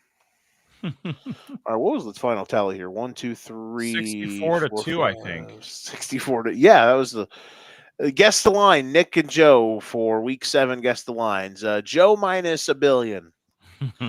1, 2, 3, 4, 5, 6, 7, 8, 9, 10, 2. This is our least amount of ties in a while. We only had one tie. 10 to 1 to 1, 2, 3, 4. So wow. Okay. 10 to 1 to 4. So let's see here. I am at now. I think I'm at 39. I'm not in the overall lead yet. 39, 41, 39. And what's the ties at? 27, 28. However, Nick now leads 3-2 instead of 3-1-2. I'm back, bitches. This is the best week I've had in Guess the Lines in ages. Been a while. Time for me to steamroll you the rest of the year. No shit. Yeah, you're gonna fucking pound my ass. You're gonna pound my gooch of doom. I knew it as soon as you paused. Oh, if we named episodes, yeah, it'd be up there. We should go back and like listen to every episode this year to like see if we can get a title for each episode. Oh dear God, that'd be fun. Week 1 would be week 1 would just be PTSD because it was me yelling about the Bears for 20 minutes. week 2 was also. Yeah, but that wasn't the main crux of there was a segment, but there was other stuff that happened. That was, I know. I'm sorry. I know you hate when I do that. That's all right. Sometimes you got to get your game off. Next week, Sunday night again? Still? Let me double check the schedule. Should be just fine. Not anticipating any issues there. Okay, because Monday night with the 2 games and they're staggered, I don't really want to go under. I want to watch Houston, Seattle. So that'd be, I have playoff volleyball on the 20th, so I won't be watching a whole lot. Okay, there we go. So next Sunday night it is. We're out here. So next Sunday night we'll be back. Football Lounge on Thursday, or Football Lounge on Tuesday, College Juice Wednesday, Golden Ticket Show Thursday, weekend warm up. We're going live this week on weekend warm up because I'm tired of getting fucked by technology. So weekend warm up, $100 picks. Danny went 7-1 in $100 picks this week. Shout out to him. I don't know which game he lost, but I do know he killed it. He was on it. I was 3-4, which I'll take after a tough week last week. Let's see. At Georgia, that first half under hit. Oh, Purdue. No, Purdue did win. He had plus 8.5. So nice. Purdue won. Maryland covered. Maryland money line. That was the loss. Maryland money line. Other than that, he fucking balled. Josh Jacobs ripped it. Baker, and then he had Chargers Rams money line LA parlay. So yeah, good on Danny. Daniel out here. If he would have just not taken the money line on the Maryland, and if he wouldn't have got greedy on Maryland points and money line, he would have went 7-0. They cover the spread then? They covered. Yeah, they lost 34-31, and it was a 6.5, 7.5 point spread. Got it. So, listen. The idea was there. He had concepts of a plan. He did have concepts of a plan. Just need to fill the card out too much. Yeah. I went 3-4. Not too bad. 2 weeks ago, I went 7. The last 3 weeks for me have been after some tough weeks. Started out well, had a couple rough weeks. The last 3 weeks were 7-0, 1-6, and now 3-4. So I'm okay with that. Next week will be good. Can't wait for that. Can't wait for that Dolphins Carolina. Here's the thing. If those lines don't move, a Dolphins Panthers underdog parlay could get me some very good value. Let's just really quickly for shits and gigs. I would imagine it's in the plus 350 range. Close. Plus 335. Yeah. So, yeah, that Carolina line's going to move. It'll definitely move. So, there we go. All right. Do you want to do 2 minutes on the race? I'm happy for Denny. He's on to the championship. Kind of came out of nowhere at the end. Just had a rocket ship for the final 15 laps, and Hendrick had the cars of the day with Larson and Byron. Byron ran into literally a dumbass. I don't know what the hell Ty Dillon was doing there. Literally, imagine driving down the interstate and the car ahead of you realized he missed his exit, but he slams on the brakes to try to maybe cut through the grass ever so slightly to hit his exit. So he stops and he drops to 20 miles an hour, and you're going 80 and you ram right into him. That's what happened to Byron today. I'd be pissed if I was him. It's a huge deal. Overall, the race was it was nothing spectacular.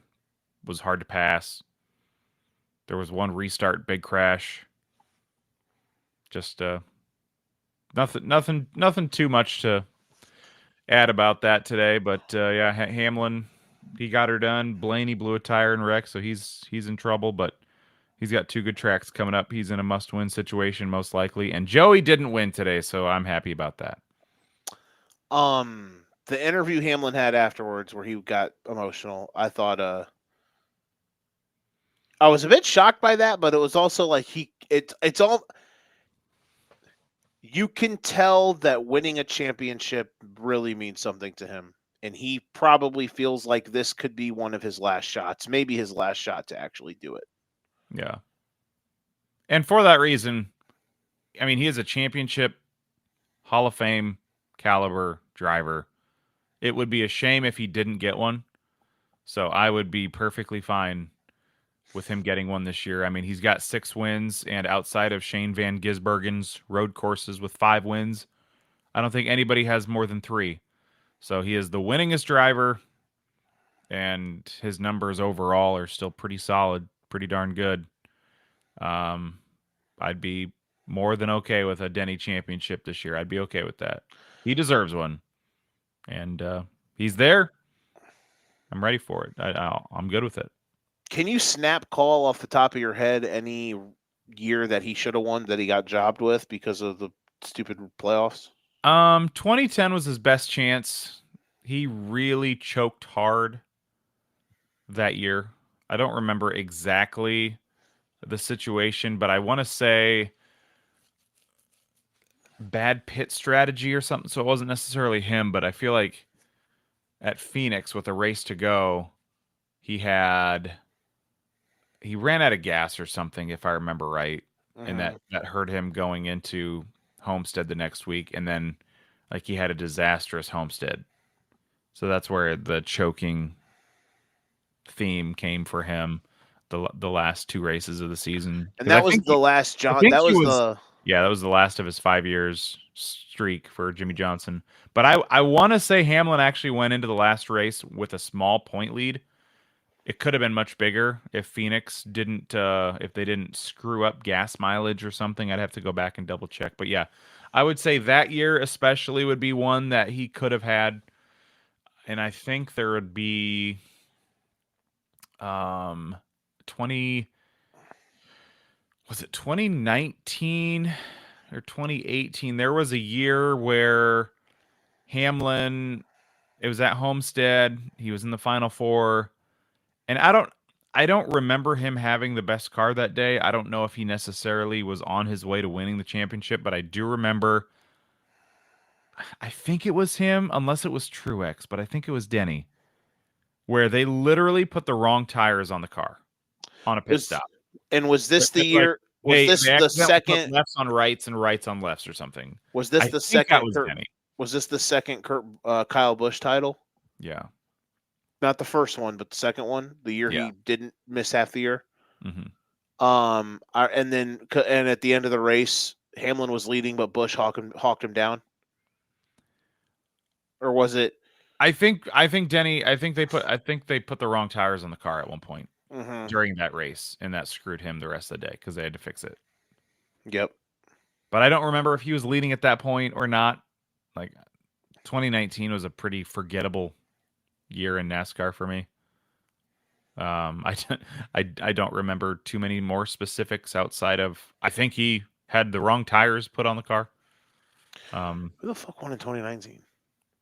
Kyle Busch. Oh, so he won in 19. And he won in what, 7? He won in 16 and 19? 15 and 19. 15 and 19. Because then it was Jimmy in 16, Truex 17, Logano 18. And then it was Kyle Busch again, then Chase, Larson. And then Joey again, and then Blaney, and then Joey again. At least when Joey won the first time, it was, I mean, even though it was the wrong guy to win out of the 4, at least it was kind of cool because it was an upset. Yeah, that was the year they had the big 3 where it was Harvick. It was Harvick, Truex, and Hamlin, wasn't it? Sounds right. And Joey was the 4th, and Joey got him. Yeah, and that year, I mean, like, Joey was probably in the ballpark for being the 4th best, and he happened to win. It's not like being the 14th best and winning like he did last year. So, and I thought like 2015 was a year that Joey should have won the championship until Kenseth ass blasted him, you know? Yeah, he was dominating. So when Joey won that one, I was like, okay, well, that just kind of makes up for 2015. Like, The world would have been in a much better place if Joey just won in 2015 and Kyle Busch didn't. Would have saved a lot of heartache It would have. for that not racing in like 11 races and still winning the championship. But no, the Hamlin to go back, the Hamlin interview was really cool. If he wins, I'll be happy. Yeah, and I will not be complaining one bit. If both Penske's miss the Final Four, boy oh boy, that'll be an interesting race. It really would, because it could end up being where the winner of the race isn't the guy who wins the title. So that means the race could get very dicey. Yeah, it'll be interesting. I still think there's a decent chance of anybody below the cut line right now to win. I think Blaney could still win his way in. Technically, any of them could win next week because it's Talladega. But because it's Talladega and Blaney has to win, I have a feeling he'll be trying to make moves. I think the guys up front, the top three, or I guess Hamlin, obviously he'll have nothing to lose. But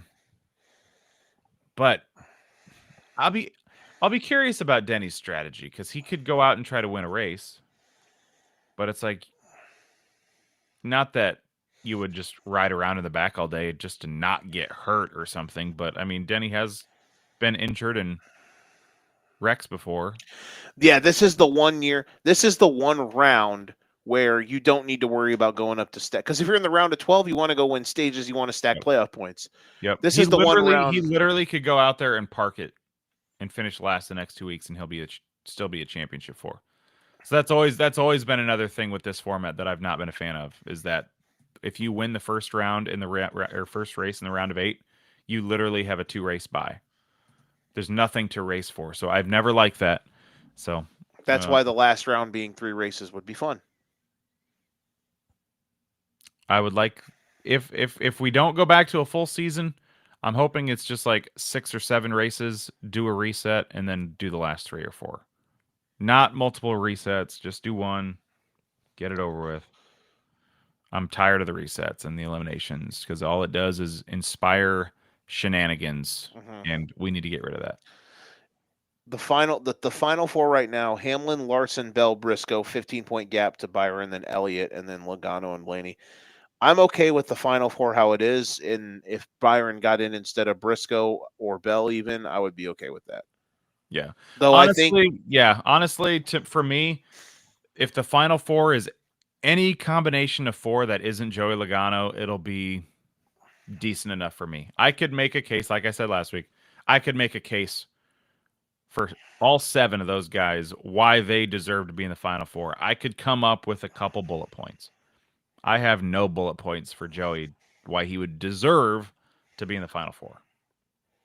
He's a 10th place car at best this year. Has no business being in the final 4. I agree. All right, let's. But yeah, it would be a bummer for Blaney. If I had to rank the guys below the cut line right now, who I think deserves to be in the final 4 the most, I would go Blaney, Chase or Byron are honestly probably a toss-up, and then Joey. So Blaney was the one. I feel like he is more than deserving of a Final 4 berth this year. And if it doesn't happen, well, I guess that's karma for winning in 2023 when he probably wasn't a Final 4 caliber guy. That's what happens with this format. You win the years that you don't deserve it, and you don't win it when you do deserve it. That's really how it is. The only guy, there's only been a short amount of people that have won it when they should have. Truex and Larson are the only playoff format. I say the right guy won 100%. I agree with you 1,000%. That is correct. Every other year, it's ambiguous. Well, all right. Well, we did good tonight. You did great tonight. Thanks as always, my friend. As always. All right, that's Nick. I'm Joe. This has been the Educated Ignorance Podcast. If you ain't got your game, you best pass the sticks. We will be back next Sunday night after Niners and Falcons to talk another fantastically hilarious and interesting doomly gooched week of football. Hopefully we come up with some more funny jokes and all that. Thanks as always to Nick. Thanks to everybody who hung out with us.